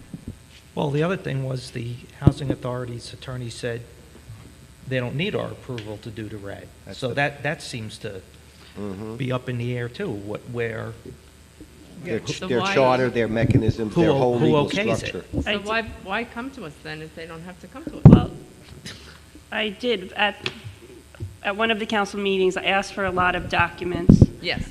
Their attorney has been very receptive and has sent me a lot of minutes, financials, bylaws, articles of incorporation for the new nonprofit that they set up that they may or may not use. So I will work with Rich and Donna to make sure that each council member has a full packet of all those documents so that you can understand. For example, the bylaws of the original Housing Authority is about 6 pages, but the bylaws of the new Long Beach Housing Authority Corporation is over a dozen pages. But- And so there's lots of stuff that we should That- review before we make the an informed 12-page decision. one is their 501c3 that they formed The new for the one. RAD? The new one. Is much more detailed, so in order for us to make an informed decision, we should try to read up as much as we can. Okay. Yeah, did you get all the information that you requested from the attorney? Because there was a lot of information. Yes, there. and I didn't want to just forward it to each council member because it's just so much information, so I sort of wanted to put it in a booklet this Friday. I can actually do that to make sure it goes in each one of your packet so that you can, review it at your leisure in an orderly fashion. If you just give us one booklet, Yeah, then we can just put it together so that everybody gets it. Because I do have the information, but right now, all mine is stacked all together. exactly. So I have to separate it out. and I can things do like that on Friday. Okay. Because I'm off. But my question is, they're new, the word new, that they just, is there a formal procedure for them to adopt it, have it ratified? You said this new 501c3, they're looking for our approval? No. So We don't know. What they did was they established a nonprofit organization separately as part of their process, so that would be the organization that they would use if they If end they- up doing it. That has its own set of bylaws that are different from what the old ones are for the housing authority, so. That's the vehicle they would Right. use in order to do the RAD. And wouldn't they have to have like an officer, or like? Yes. Of election, the whole technical setup of a And- company or an entity, a legal entity? They Well, went through the whole their process. lawyer claimed at the meeting that all the commissioners from the Housing Authority roll over to the nonprofit as board members or whatever they're going to be called, commissioners. They on- do- on- That new organization does have an EIN, so I Right. looked that up, so that means they went through the New York State Division of Corporations, or New York State Department of State Division of Corporations. Right. So it is an entity. I am not 100% positive that all members of the Housing Authority have agreed to be members of the new corporation. Exactly. But this is something that we can review Exactly. Right. with all the documentation. Right, and that if in fact, right now, the city manager appoints the members to the housing authority, but I don't see how the city manager can appoint members to a nonprofit board. Exactly, And yeah, so yes. we have to start looking into all of that. And there's 2 tenants that are elected by Residents. the By the residents of their community. Absolutely. And are there, question we have to find out, where's their terms? Some terms are expired, some terms are not. We are in conflict with that and going through it right now. Right, okay, So they're working on it. Yeah. thank you. Okay. Thank you, I guess Donna, we for gotta all get this some work, more- and yeah. Rich. That was very important. The next thing we have is today is about the police reform update. Today, Commissioner Walsh, De Palma, and myself met with some of the members from the police reform committee to discuss the things that the PBA has been putting out, how they felt that the whole process went in the next phase. What I will say is that we'll have a full report on Tuesday under the manager's report, but it was a very good meeting at National Night Out, which I'm going to mention something about that real quick. On National Night Out, they're going to put it. August 3rd. I'm sorry, August 3rd. It's the next meeting. They will have a table, and the police department is going to create a one-page document to talk about what that committee is going to do, what they talked about doing, and what they're doing next. And the second phase is the committee members are going out to the community to talk. Everyone that was there was very impressed with the process. They are impressed on what's being done right now. We did in fact invite the PBA president, Brian Wells. He declined. But we met anyway, and so that takes me to National Night Out. National Night Out is a big thing for police departments throughout the country. Typically, on most cities that I've worked for, it also is a council meeting. And so what I've done in the past is I've had the council meeting outside if it wasn't raining, and the council meeting was very short so that the council can interact with the public that's coming out for the National Night Out celebration. And that's what I would like to do this time. I've asked all of the departments to keep the agenda very, very short. I think we will have 2 or 3 public hearings. That probably will be it. We will adjourn, and then we will then be able, everybody will be able to go out and talk to community members, whomever they like, that's there. National Night Out then will move at a later time over to the MLK, but it's a time for the community, and I think that that's the best way. So we will have the council meeting outside bearing the weather. So we will do the update, the more update, and you will also get some more information about that meeting today, which actually was a very good meeting. Good. The next topic is we've been getting requests for benches on the board, on the boardwalk. Right now, we have a list of 300. Wow. And so the list itself is on the website. Yeah, and I can't tell you exactly where right now, but I'll tell you, I'll find out. It's on the website. Okay. Because I asked for it to be on the website so that people could see that when they think that somebody jumped them to get a bench, exactly where their name is. So what the staff is getting ready to do is to scrub the list, meaning that they're going to contact people via telephone, letters.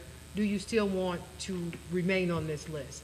And then once we have a good list, we will also say that there's very few benches that could now go on the boardwalk.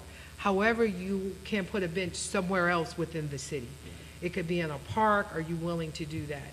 So what I would say is that if anyone is requesting a bench now, the only thing we can tell them is we can add you to the list, because we will not jump the 300 names that we have on the list, and the list is on the website. I got one question, Donna.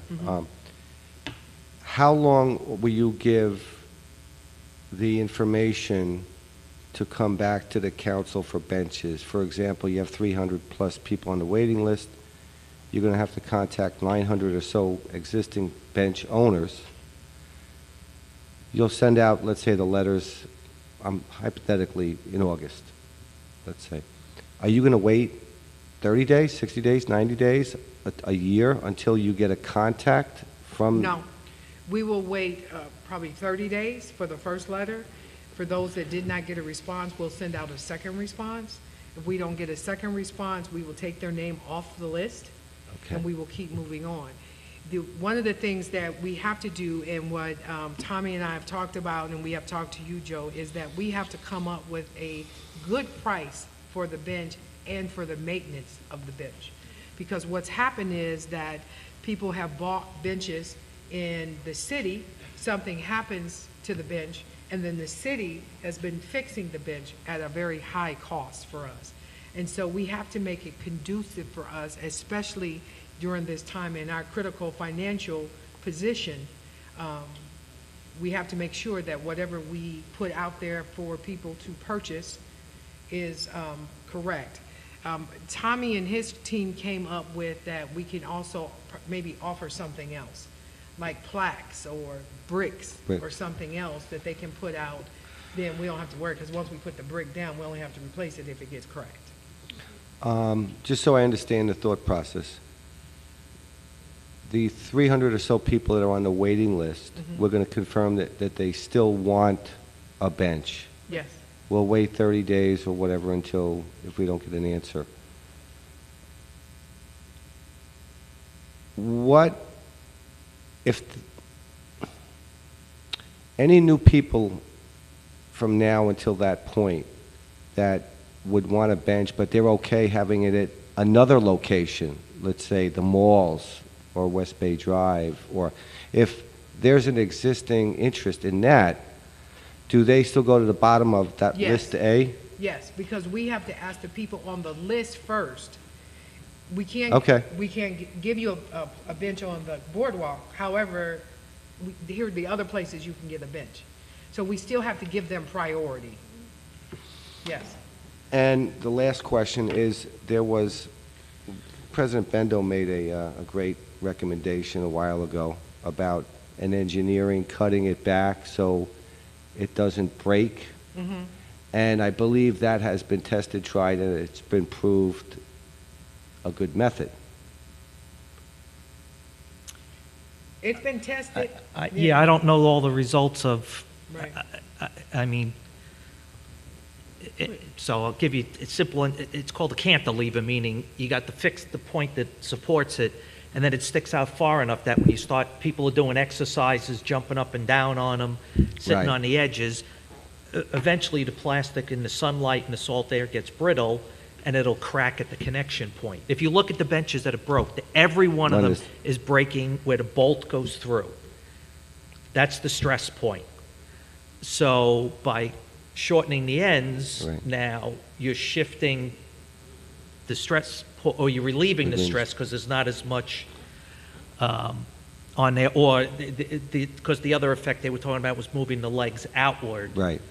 which was a little more labor intensive versus just, cutting 6 inches off the ends. Because I think Of the bench. your suggestion, as far as I understand it, was a smart suggestion, and it worked. And if you had It's much easier to do.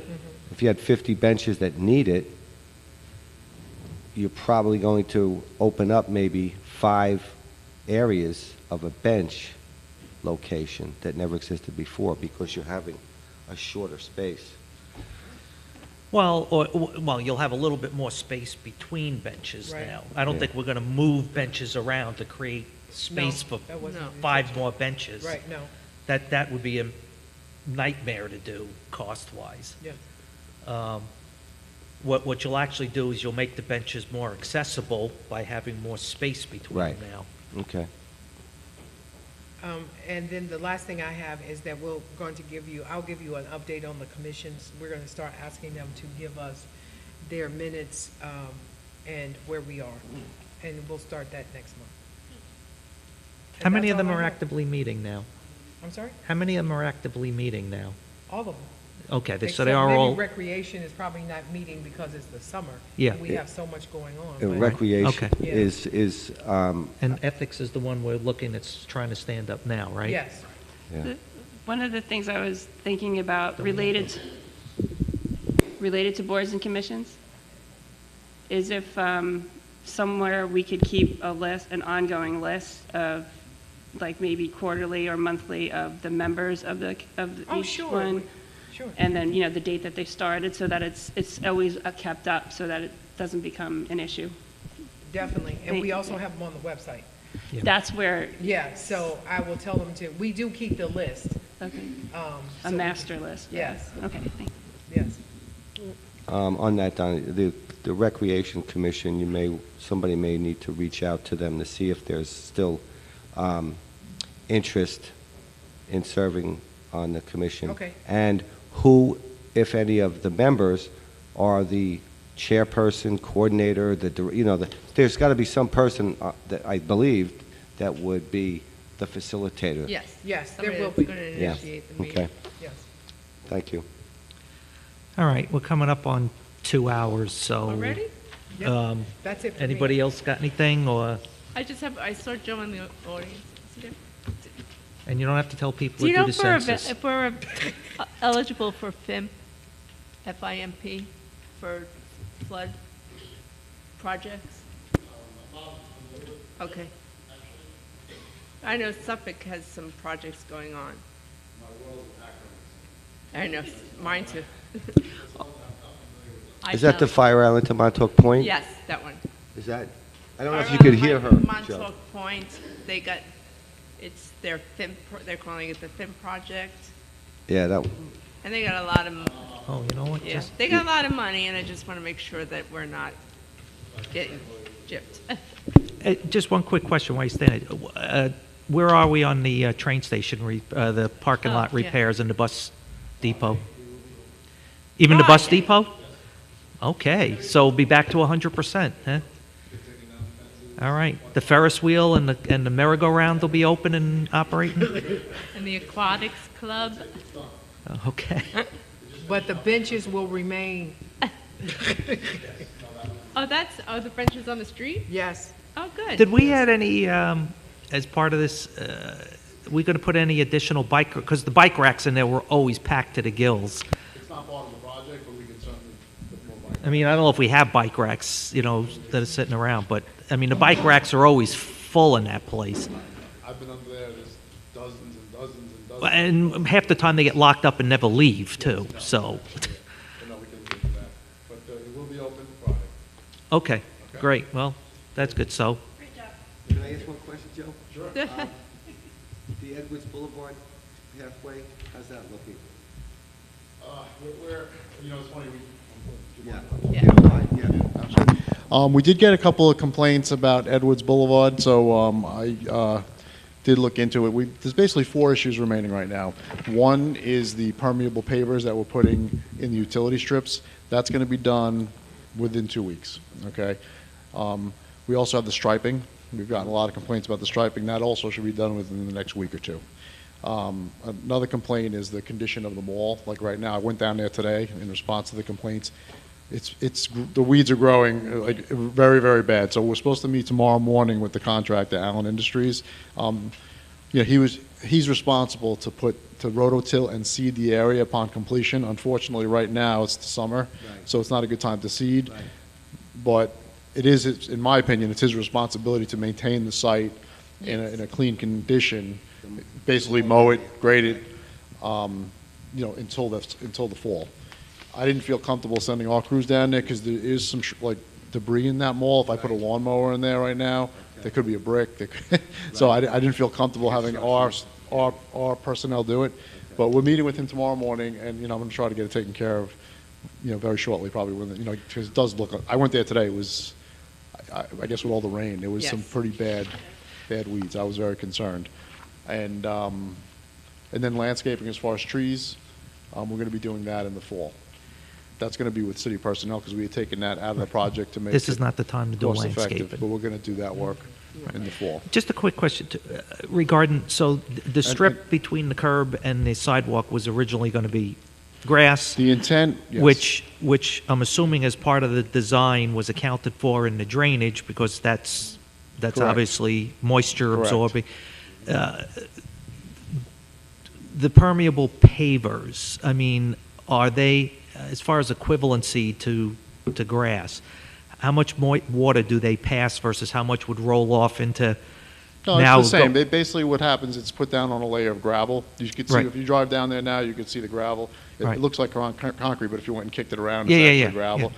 So the problem that we had on the block was when it was spec'd out as grass, because we were trying to make it aesthetically pleasing as opposed to having all concrete in the utility strips.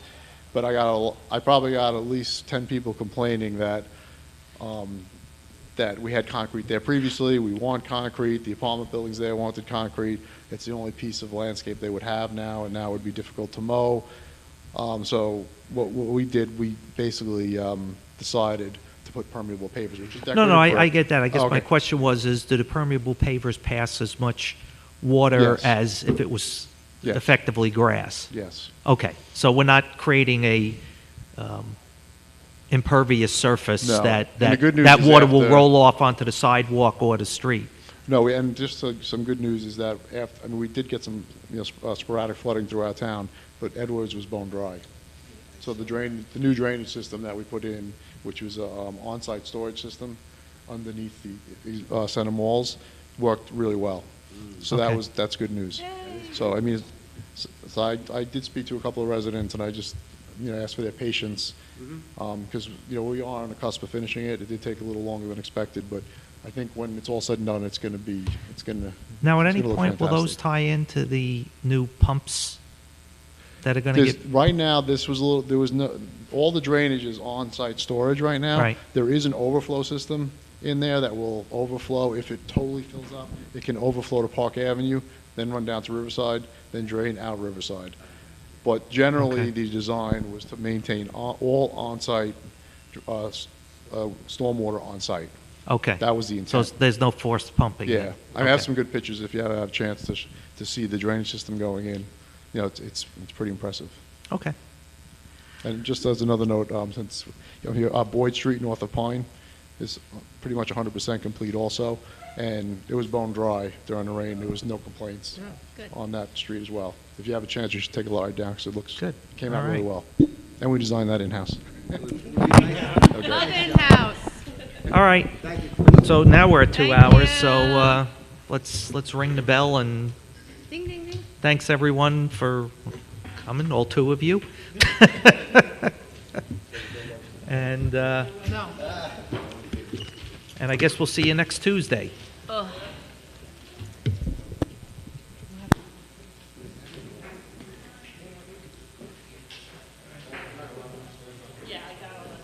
Donna, are you going back downstairs? Do you want to put that in Scott's mailbox? Oh, okay. Hey, my guy.